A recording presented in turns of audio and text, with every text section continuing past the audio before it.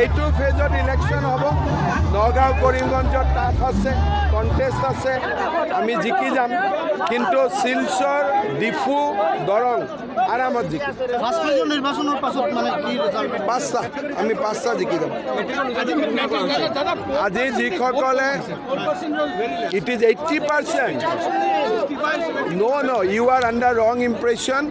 The first phase voting percentage in Assam is 80%. Never before so much vote has happened. It is a historic. Metricor result hoise 75% ল'ৰা ছোৱালী পাছ কৰিছে. It is a very good news for the Assam's education system. চলো এইটো ফেজত election হ'ব। নগাঁও কৰিমগঞ্জত tough আছে, contest আছে, আমি জিকি যাম। কিন্তু শিলচৰ, ডিফু, দৰং আৰামত জিকিম। নিৰ্বাচনৰ পাছত মানে কি পাঁচটা, আমি পাঁচটা জিকি যাম।